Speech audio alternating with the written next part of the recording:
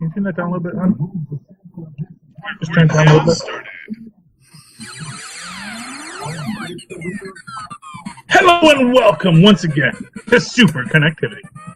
I'm your host, Charlie, the Professor, and with me as always, is the man who knows what he's doing more than I know what I'm not doing. Phil me and Perich. There you go. Trying to do the impossible. Yes. Well, you know, are we doing the impossible or merely the fantastic? Nice. Yes, you know, let's get it out of the way real quick. I mean, we're going to talk a lot about it on Capes and Lunatics tonight. But hey, look who came back. Fantastic. Well, kind of, sort of. Well, I mean, they're here. They're I know. Before. Well, I saw somebody online saying, you know, the team wasn't completely reunited, and they're like, oh, this could have been like an issue 0. But I was thinking if the Marvel 2-in-1 was current, this could have been an issue of Marvel 2-in-1. Well, yeah. Well, not for nothing. You had to finish the arc in Marvel 2-in-1. I know they're still stuck in the multiverse in 2-in-1. I know. This is so frustrating. Mm-hmm. It really is. It is really frustrating. And especially it's like a different writer because this is Dan Slott, so it's Chip Zdarsky who writes 2-in-1. They're like, oh, thanks, you know. You kind of spoiled, you know. They're not gonna, they're not gonna find Reed and Sue yet in Marvel 2-in-1. Yeah, but you know, that's what they should have did. They should have ran Marvel 2-in-1. I mean, I don't know if it's gonna keep going once the team's back, but this should have been, you know, it should have been a Marvel 2-in-1, and on the last page it should have been, you know, big, huge next FF number 1. Yeah, I mean, they should have done better than they did, and they did not, and so. You know, the logistic. I don't know who's handling logistics at Marvel placement because it's not for nothing. And they told Chip, "Oh, you need to do this many issues." And then we're coming back with Fantastic Four. You know, I mean, because not for nothing. The whole thing of it is that we've got a fully powered Reed and Ben and Johnny. Yeah. Which and they're really back home. Thing. Yeah. Yeah, it does a weird thing with the whole everything. It's just not. Well, that's the other thing. It was very disappointing. It was a very disappointing. I'm going to be honest with you. It was a very disappointing issue, and I am a huge FF fan. And honestly, it felt this. You know what this should have been? What? This was a free comic book day book. Oh! Yeah, you charged me what? $5 for this thing? $6. Yeah. And both stories were very disappointing. I mean, like the one good thing is we have Ben proposing to Alicia. Yeah. Spoilers. Yeah, Alicia. Anti-Alicia. Yeah.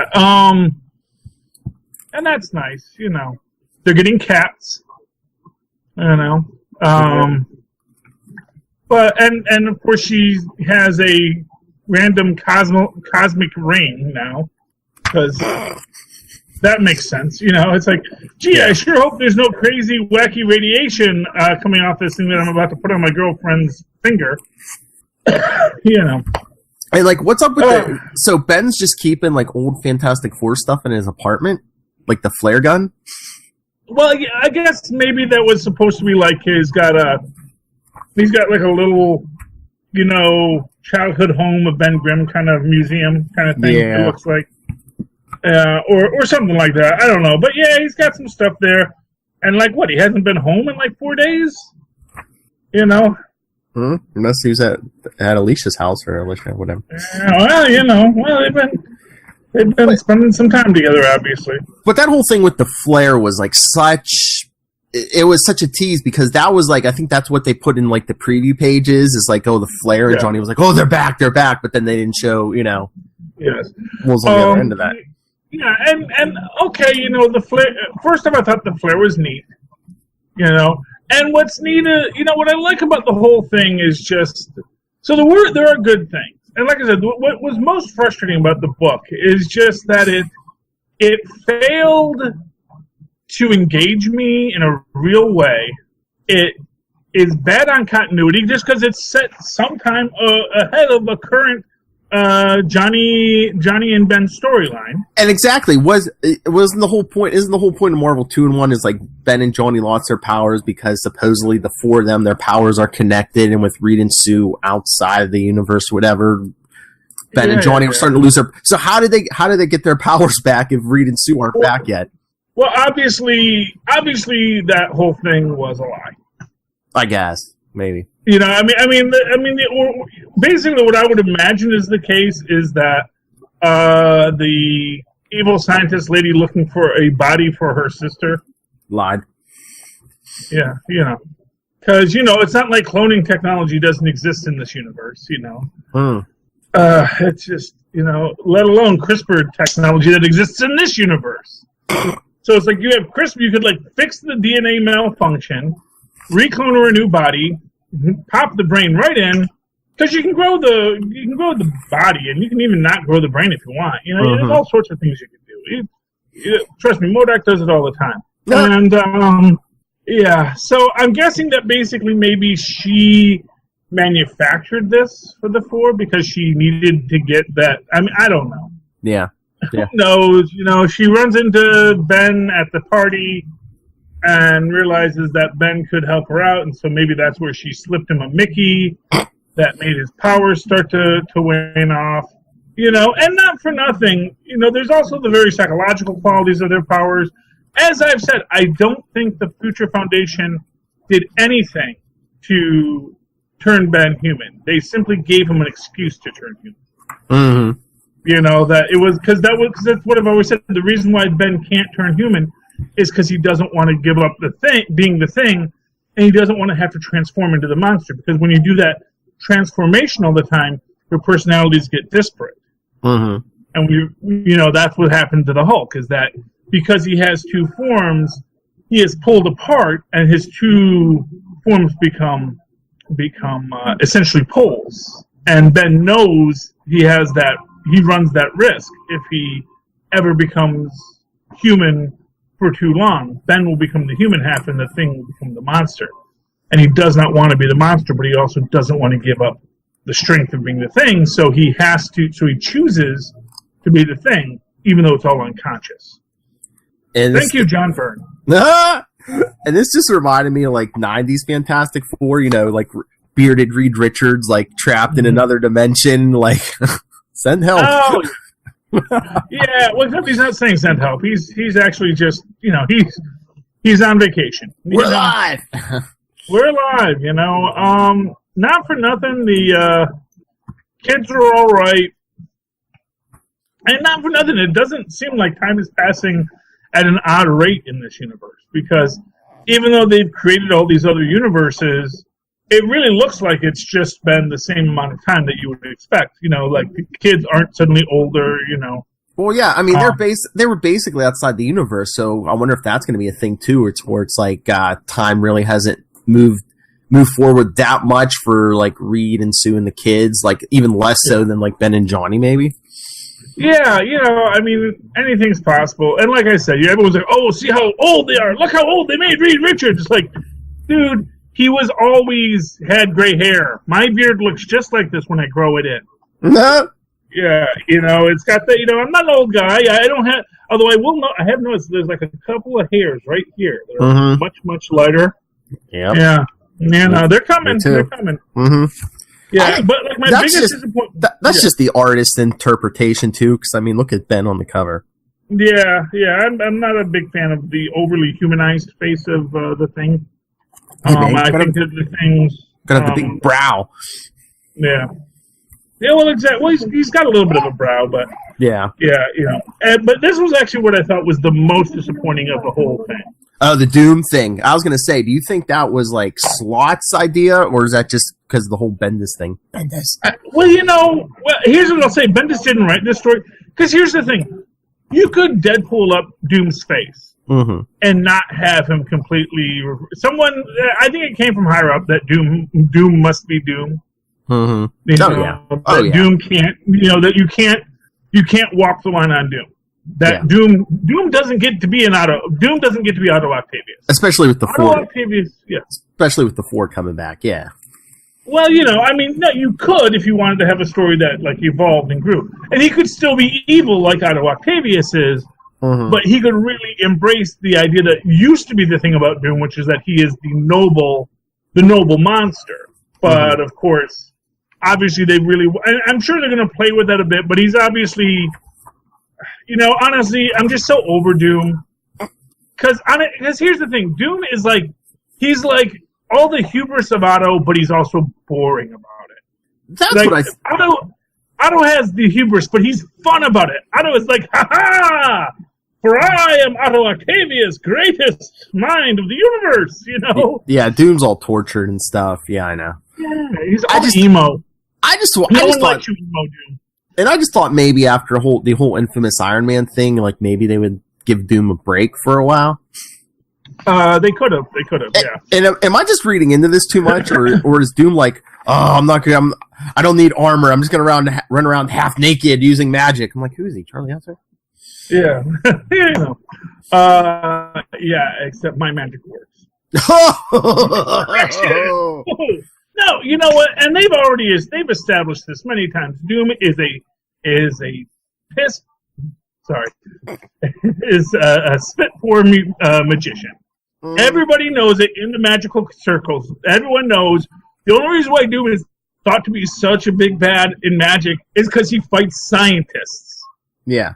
It's, and he once cheated to beat Doctor Strange. That was the whole thing. I know he cheated in that. He did a Loki thing where he's just like, hey, I'm going to be Sorcerer Supreme now. No. And he didn't even defeat Doctor Strange in that story, as I recall. He actually got second place, and like the prize for second place was you get a wish from the guy who defeats you. Yeah. And so he asked him to help his mom. How the heck, No. Yeah, I'm sorry. Like, yeah. No, good. I was going to say, I mean, Reed is twice the scientist that Doom is, and would be twice the magician, which we saw when he built the freaking doorway to heaven. Yeah. Yeah, I saw it once. I basically saw what he was trying to do. Here's how you get to heaven. Not in a worn-out shoe. Doom that's a common mistake. Doom has Reed Richards envy, Oh, yeah. And you know what? And Reed Richards doesn't have Doom envy. No. You know what? Reed Richards is the Ned Flanders to Dr. Doom's Homer Simpson. Reed's like, hey, I'm smart as you. I'm married to a hot blonde. Get over yourself, Victor. Yeah, really. I mean, the one thing that was redemptive in that story is the lady who's like, we need the face. We need you to be the leader. We need you to be the hero. Yeah. Because, Latvians probably do see Doom as a bit of a hero. He's kind of a strong man, but, he's maybe...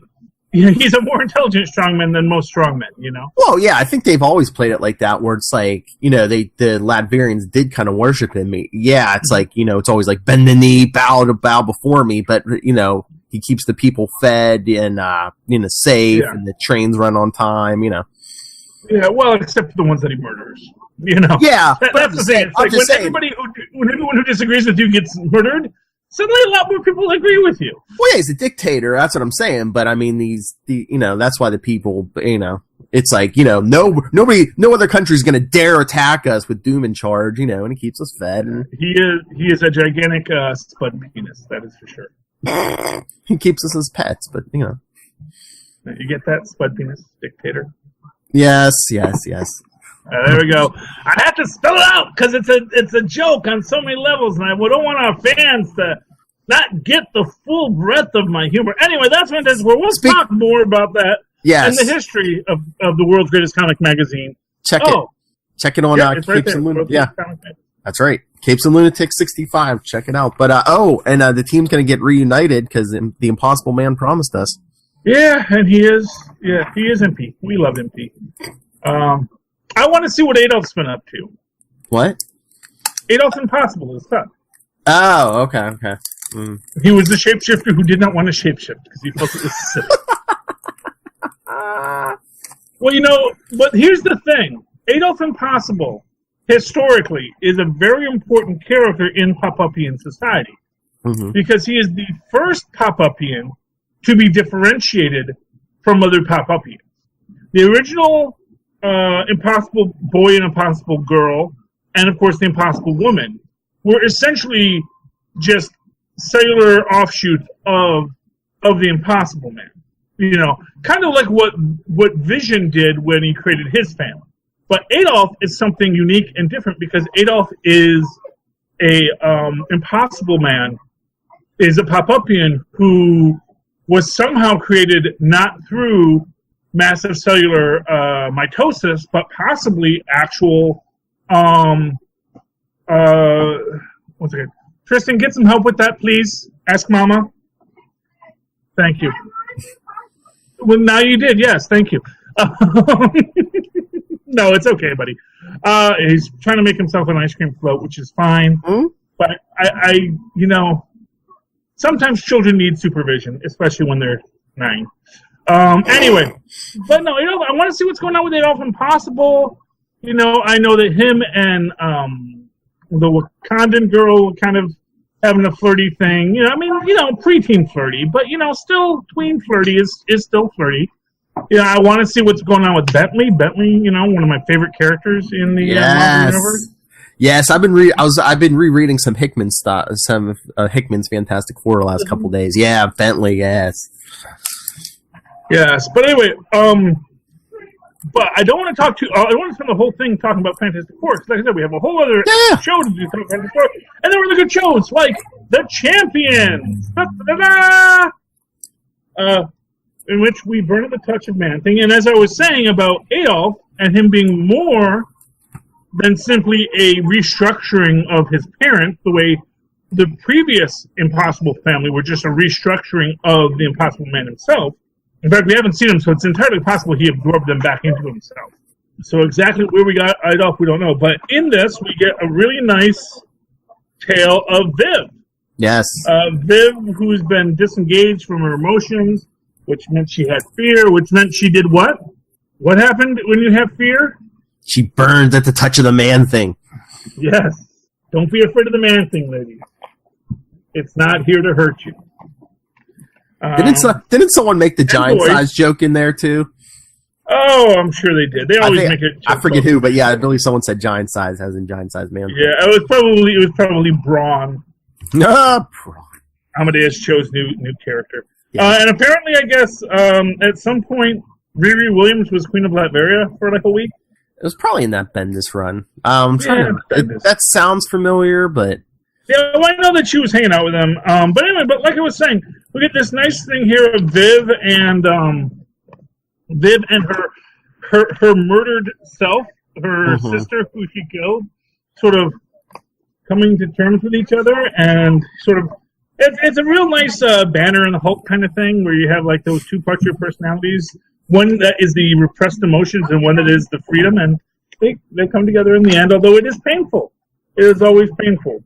Yeah, but with Viv being like a synthezoid, it's like it's always like, is that really? Does she have like a subconscious, or is that like I want to say like an emergency program, like the Vision like program that's kind of like a subconscious? Like, hey, you need to get your act together. You don't push these emotions away.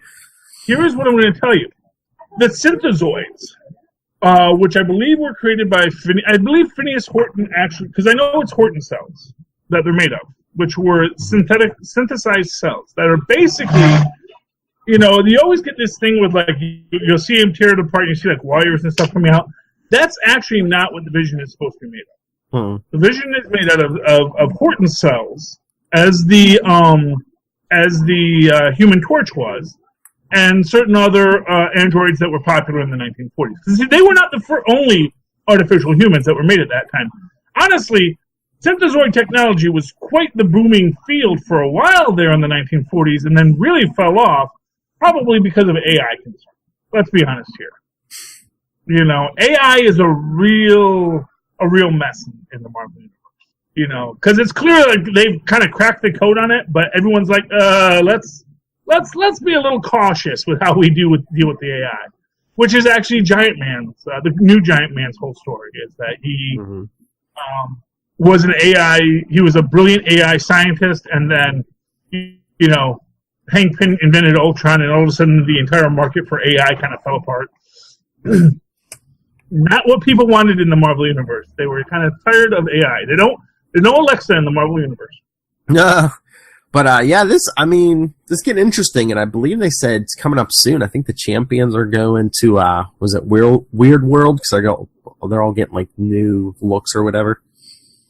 Well, I mean, we know that the Man-Thing did teleport them. Mm-hmm. Teleport Wasp and Nova off the planet. And, I'm hoping Nova gets... Actually, you know what I really hope for Nova? Huh. Here's my hope for Nova. I want him to get a Bucky costume. Oh. And I want him to have like a whole thing where he's like, I don't have any superpowers. I want him to meet Winter Soldier, and Winter Soldier's like, dude, I got a robot arm now, but I was punching Nazis in a freaking blue tights and a cavalry jacket. I just wondered if like Riri or someone was going to make him like a technological, like Earth technology, but like a technological version of his Nova powers. And I would rather he become the new Bucky. Yeah, but I'm just saying, I wonder if they're going to keep his power set kind of familiar. Well, you know what? Sometimes they made Hawkeye into Goliath, and that worked out just fine. Oh, true. I mean, Nadia Pym's on there. They can give him Pym particles. He could be like Teen Giant Man or something. Yeah, I mean, well, that's the thing is basically. Here's the thing: if you want superpowers in the Marvel Universe, you basically just have to ask somebody. Well, yeah, and especially when you're on a team with Riri Williams, Amadeus Cho, and Nadia Pym, yeah. But it's such a cheap cop-out, I don't think that he's going to do that. And that is why I kind of like... And there's just a lot of images I see of him where I can totally see him in a Domino mask and blue and red outfit. Mm-hmm. You know? And, I know that maybe they could make him Nomad, but I don't want him to be Nomad. Because first off, there already is a Nomad. She's stuck between universes when we may see her again. I mean, yeah. I mean, that is a good idea about making him like a Bucky or something. Make him like a Captain America pastiche. Because I mean, you have Riri, who's like the Iron Man. You have a Hulk. You have a Wasp. So yeah, I mean, if you want to, you got Iron Man, Wasp, Hulk. Yeah, make him a Cap. We sort of have she's not really an Asgardian, but she is sort of that god power character with the horns. Mm-hmm. You have a Vision. Yeah. You have a Vision. That's not one of the original team members, but still, we all love a Vision. It's a classic, not it's classic, original, but classic, yeah. Yeah, exactly. And there's lots of great things going on in the Champions. I'm enjoying this run. I kind of fell off in the previous run. Who's doing this now? This is Zub. I was going to say it's Zub, right? Yeah. Yeah, it's Zub. Yeah, and I'm falling in love again. I liked it when the first one came, and but I kind of fell off. But with this new round with Zub, I think it's really finding its footing, and I think they're getting a really good champions going. And as they say, and this is something I love. This is something I'm seeing more because the world still needs heroes. See, world's greatest comic magazine. The world still needs heroes. See, we're going back to some old school stuff here. Yeah, that line, where's that from? I know that's an old line. The world still needs heroes. Because the world still needs heroes? Well, I mean, the world always needs heroes. I know, but I swear another book used that back in the day, but I can't remember which one. Might have been one of the earlier versions of the Champions. Maybe. I mean, not for nothing, the Champions has been a concept that's been running around at Marvel for years. In fact, I think they keep on making Champions books because they need to keep the copyright fresh. Wow. So I think the original Champions was Black Widow, Ghost Rider, Hercules, Hawkeye, and Hercules. Oh, and Angel. Iceman. Yeah, that's right. Iceman, Angel, Hercules, Black Widow, Ghost Rider. Was Hawkeye on there? Hawkeye was in there. Hawkeye's in everything. Yeah. Yeah, because they were kind of like the West Coast Avengers before the West Coast Avengers, weren't they? Yeah, exactly. Well, that was the idea. They said, well, we don't have a West Coast team, so let's... And it was great you had Hercules, although, that was the saddest thing when they found out that Hercules no longer gets invited to the Champions reunions. No, I think because he has a drinking problem. I know, because I think you're confusing Hawkeye, because in the Thunderbolts, didn't Hawkeye, like, kind of commandeer some Champion stuff for the Thunderbolts? Possibly, yeah. I mean, Hawkeye commandeers stuff for people all the time. Hawkeye is always trying. It's a weird thing, and that's like the one thing I think that's missing in the MCU Hawkeye is that quest for leadership role. Mm-hmm. Oh, you know what they should do? What? The actor who plays Hawkeye, he should be a founder of the New Warriors. There you go. Him just sort of getting this group of ragtag superheroes together. Well, yeah. You know. I mean, he is going to be in that new West Coast Avengers book by Kelly Thompson. Well, yes, and I am looking forward. I am so excited about the West Coast Avengers. Oh yeah, because your girl. It's pretty pulled, man. It's pretty pulled. Then you have Domino. Yes, number 5. We read Domino this week. Yeah, that was good. Yes. By the way, I gotta say, this is like such a great tribute to Ditko. I know, in the beginning of all the Marvel books, yeah. I know, and it is just beautiful. It really talks about how much of a... Yeah, it's beautiful. And, man, I don't think I've ever seen them do this for a previous Marvel creator. That's what I was about to say. I never remember them doing that for anyone. Probably the only other person who's ever going to get that is Stan Lee, probably. Well, yeah, because Kirby's already passed away, unfortunately. Yeah, exactly, yeah. You know, and it's kind of sad that, Kirby never got his 4-page spread like that. Yeah. But, it was a very contentious time when Kirby died, unfortunately, Mm-hmm. No, I really like Domino. Of course, everyone knows. But, I think there's a point in this that I think is what we're going to be seeing in this, is that both Domino and, what's his name? I forget the other guy's name. That they have much more control over the powers than they think.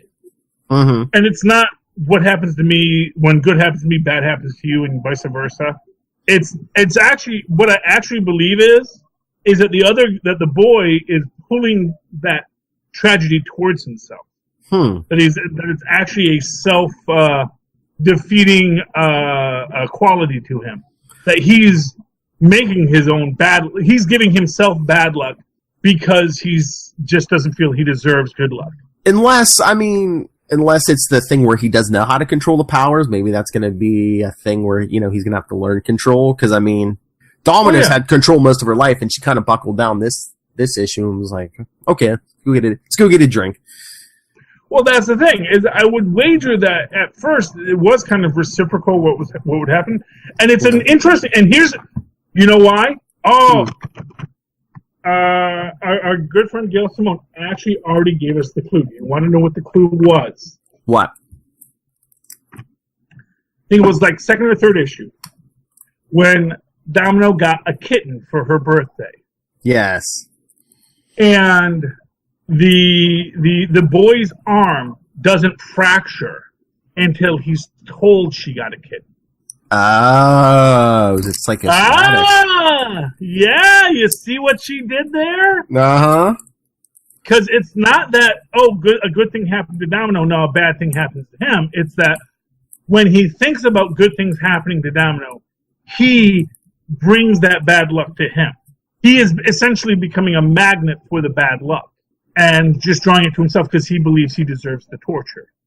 So basically, the power for both of them is like, you can control your own destiny. It's just a matter of what you believe or, Well, yeah, and I think that's something that we see here where his face is all messed up and whatnot after the explosion and everything. And again, you can assume that, it's because good things are happening to Domino, but actually I think it's that, and maybe this is like this weird quality, because things start to go south for him, he starts sending good luck to Domino. Yeah.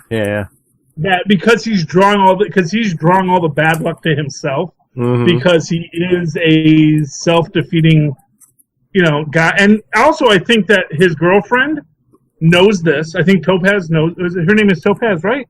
Yes. She knows this, and she uses this to control him. I think that she is manipulative of him, and I think that she is trying to dominate their relationship in this very, very unhealthy way. Yeah. That's my prediction for the rest of Domino. We're all going to watch it together because we all love Domino. Great book by Gail Simone. But I think that's what she's doing there. And I think she's laid out the groundwork so that we'll see it when it all comes along down the pike.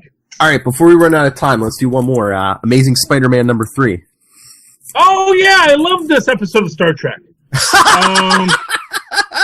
There's a transporter malfunction, and half of Peter Parker has all of these qualities, and all the other half has all of these qualities. Well, that's what I thought. At first, I was like, well, what's the difference between this and when he gets cloned? But I guess it's like it's not even like a fully formed person. They're just like, Peter has the responsibility. Spider-Man has the power, and it's like, can Spider-Man never even took off that mask? Can he take off that mask? Is it going to look like Peter Parker underneath there? I think he looks like a giant spider. No. Maybe. Honestly, what it is, and here's one of the things you'll notice about that book, is that Spider-Man sounds like Deadpool. Yeah. You're reading it, and that sounds like the quippiness, and it's just to an nth degree. Mm-hmm. Whereas Peter's kind of chill and mellow. And, of course, I liked this comic book story the first time I read it when Peter David wrote it for the Incredible Hulk when the two Hulks got separated.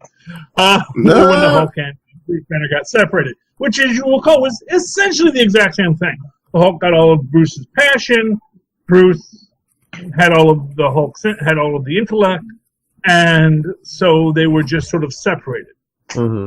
And I think that's what we're dealing with here. Basically, it's kind of a cheap cop-out storyline that we've seen dozens of times before.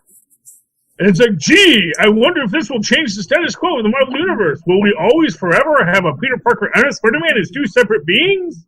No, we won't. I just wonder if they're going to have to combine because Peter's like, oh, Spider-Man's running amok, or it's going to be like, we're both dying, we need to combine. It is. I'm going to tell you exactly what's going to happen. Is Spider-Man will not want to be combined with. Oh no, he's going to be like, no, and he's like, I'm Deadpool without a face. And then Spider-Man's probably going to be like, I'm guilt-free for the first time in my life. Yeah, exactly. Well, I think that was Kane's story. Yeah, again, stealing from their own self. But no, it's just, like I said, it's going to be that Spider-Man and they each have half of Peter Parker's scientific knowledge, which I think was something you were supposed to be seeing when he's fighting the Tri-Sentinel. Yes. By the way, why is there just a Tri-Sentinel running around? I don't know I guess it's supposed to be the original, but I think it had regenerative, because you know who created the Tri-Sentinel, right? That was a cosmic-y thingy. I remember that. It was at the end of Acts of Vengeance. I think Loki kind of smashed them, the three Sentinels together. Yeah, boom. Yeah, I remember. Yeah, I knew it was magic. I didn't remember who did the magic on it. Yeah, but I knew that it was. Yeah. So that's why I'm wondering. That's why I wonder if that's how it can keep coming back, because it has Loki magic in it. Oh yeah, Loki magic. It's good for Wordalgia. Get yourself some Loki brand headache powder. Good for Wordalgia. That's what he put into Crusher Krill's liquid drink. Because I think when it came back, I think they even said Spider-Man and Nova battled it when it came back, and I believe it was kept regenerating. They had to hit it with Antarctic vibranium or something. Oh, good old Antarctic vibranium melts the metal. Well, you know what is the thing about the Tri-Sentinel? Because I remember, if I recall correctly, the Tri-Sentinel came out in the Acts of Vengeance. That was when Peter Parker had a small portion of the Captain Universe powers. Yeah, he had the powers, but none of the knowledge and stuff. Yeah. Yeah, he hadn't so it didn't go full Captain Universe. Mm-hmm. And then of course there's that what if issue with what if he had kept the powers of Captain Universe. Yep.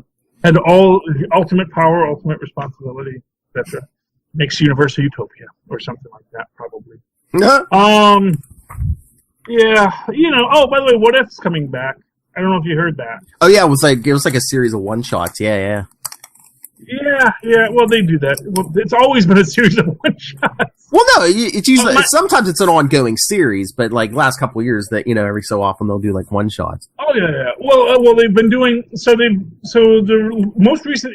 Actually, my favorite reinvention of the What Ifs was a What If universe set in a connected universe.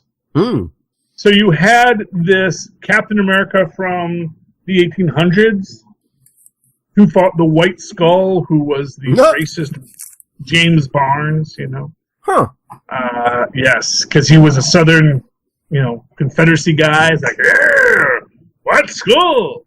And, you know, and then, you know, this Native American ritual gives tiny Steve Rogers the power of America. And, you know, and then there was that's in the regular Marvel universe. And then there was the Russian Fantastic Four, which was awesome, which has Reed Richards and Black Widow. Because in this case, in this storyline, Nathaniel Richards gets captured behind Soviet lines during World War II. Huh.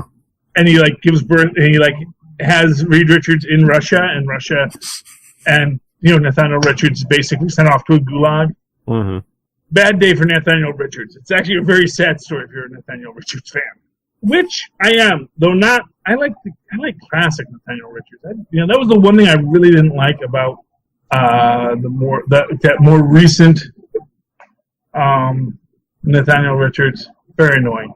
When he doesn't have the goatee, when he's got like a full beard, and they're kind of trying to imply that goatee Nathaniel Richards was like the evil Nathaniel Richards. It's like, no, wasn't that Nathaniel Richards was always evil. Wasn't that part of Hickman's run where like all the like alternate Nathaniel Richards like killed each other off, then until they got down to like one or two? Yeah, but you saw that the other Nathaniel Richards was the one who had the goatee, but you know, he was never that evil. Again, Star Trek. Beards are evil. Beards say evil.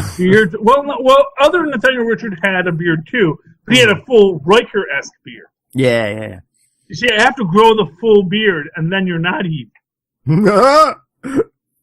Although, you know what I found out, speaking of beards and being evil? The film I made, Blitzkrieg Escape from Star 69, it's on Tubi TV. So go to Tubi TV. You want to see me play an evil Nazi with naked people, and that's the thing you want to see. You can see it on Tubi TV. Oh! So you're gonna send me that info later tonight. I'll put it in the show notes. Yes. Yeah, Tubi TV. It's like Netflix, but it's got commercials and it's free. So it's just a bunch of like old TV shows, just crazy stuff. It's like Netflix back in the day when it was just a bunch of crazy. Just whatever. Hey, someone gave us a movie. Let's put it on our server. Nice. Now you can see it, and they sell ad space. All right, let's get out of here, Phil. Yeah, let's get out of here so we can start Capes and Lunatics and get Lil Hellfire in here for this whole Fantastic Four thing and some other stuff. All right. So Phil, how can people find you if they would like to talk to you about Nazis and thank you, Charlie. Russians? Well, you can always get a hold of me, nightwingpdp@gmail.com. And on Twitter, I'm at nightwingpdp. Did I say nightwingpdp@gmail.com? Please, we want some interviews with comic creators. Superconnectivity 200 is coming up in like 3 weeks. And at SuperConnectPod on Twitter. Follow at Capes Lunatics and the voicemail 614-382-2737. That's 614-38-CAPES. And of course, you can always write to me in that old-fashioned email way the way Miles and Paz once said at superconnectivityblog@gmail.com. That's superconnectivityblog, all one word, @gmail.com. Of course, follow me on Twitter as I live tweet things, which not at the moment because Cloak and Daggers are off and all these other things are off. But when I come back, follow me at Charlie Esser. That's CharlieEsser. Look for the 2 E's in the middle.